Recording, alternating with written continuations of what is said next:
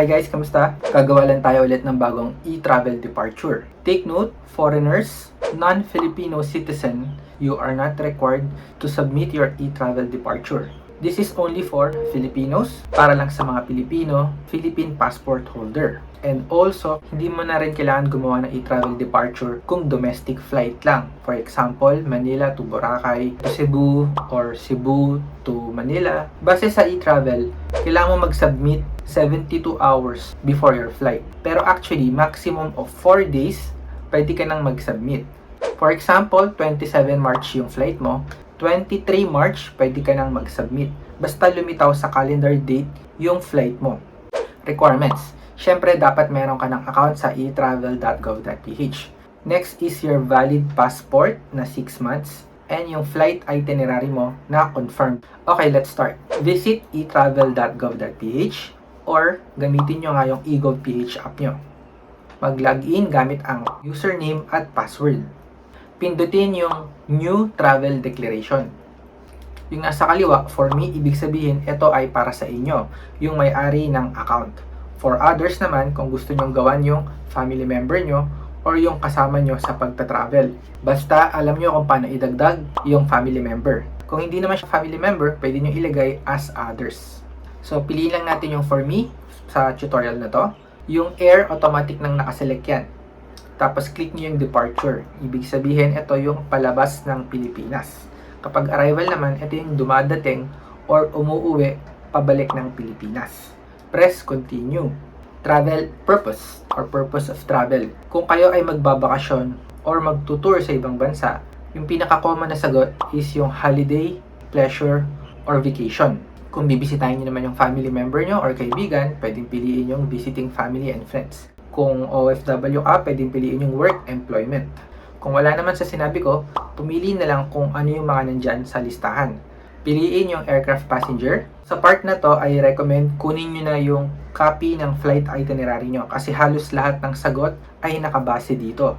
Pangalan ng airline na sasakyan nyo. Pwede nyo ring i-type para lumabas kung anong pangalan nga ng airline. Nasa listahan naman lahat yan, pero kung wala, pwede nyo piliin yung NA or not applicable. Flight number, pwedeng piliin nyo na lang. Airport of origin, kung saang airport kayo manggagaling. Meron yung NAIA Terminals 1, 2, 3. Kung outside Manila, merong Cebu, Davao. Again, mag-refer kayo sa flight itinerary. Date of departure, ito yung petsa, flight date nyo kung kailan kayo aalis or lalabas ng Pilipinas. Kung may transit flight or connecting flight, i-check nyo lang yan. Tapos piliin kung saang bansa kayo pupunta muna bago sa destination nyo. For example, Philippines, papuntang Dubai, tas papuntang Netherlands. Ngayon, yung connecting flight nyo is Dubai dapat. Tas ilagay kung anong terminal or airport sa Dubai yung connecting flight nyo. At yung flight date or kung kailan yung connecting flight nyo. Pero kung wala, hindi nyo na kailangan sagutan to. Proceed na tayo sa country of destination nyo. Kung saan nga kayo pupunta from Philippines. Tapos, pangalan ng airport kung saan kayo dadating. Date of arrival kung kailan kayo dadating sa bansa na pupuntahan nyo. For example, sa Singapore, pareho lang naman yung oras, 3 to 4 hours yung biyahe. So, pwedeng yung arrival date and departure date ay pareho. Date of return kung kailan kayo babalik ng Pilipinas. For OFW, pumili na lang kayo ng any date after or pagkatapos ng arrival date mo. Destination address abroad. Ito yung hotel booking mo sa pupuntahan mong bansa or kung saan ka nakatira as an OFW. Hindi naman kailangan complete address dito guys, basta ilagay niyo yung pangalan ng hotel. Pag okay na, press next. Currency declaration. Hindi nyo na kailangan basahin ito guys, masyadong madami. Pera, cold cash or cheque na hindi lalagpas ng 50,000 pesos or kung hindi siya Philippine pesos, pwedeng dollars. Hong Kong dollars, Singapore dollars, basta hindi pesos. Kapag katumbas ng 10,000 USD or sobra ng 10,000 USD, yan yung dalawang amount na kailangan nyo i-declare. Kailangan ng letter from Bangko Sentral ng Pilipinas. Hindi kasama dito yung personal savings nyo, yung mga ipon nyo sa bangko, investment nyo, e-wallet, pocket money, hindi siya kasama sa 50,000. Since mahirap lang tayo, budget lang, wala tayong ganyang i-declare. Press no. Signature, ito yung pirma nyo. Kung sa cellphone, mas madali kasi touchscreen. pumirma lang kayo sa loob ng box. Kapag computer or laptop, gamitin nyo na yung mouse pointer or trackpad. Kapag gusto nyo ulitin, pindutin nyo yung clear. Kapag okay naman yung pirma nyo, walang problema, press next. Kung traveling nga kayo as a group or family kayo na magta-travel, pwede nyo piliin yung pangalan nila dito. Basta dinagdag nyo kanina, tapos pumirma para sa kanila. Or pwede rin kung kasama mo naman sila habang nagre-register, sila nila ang pumirma.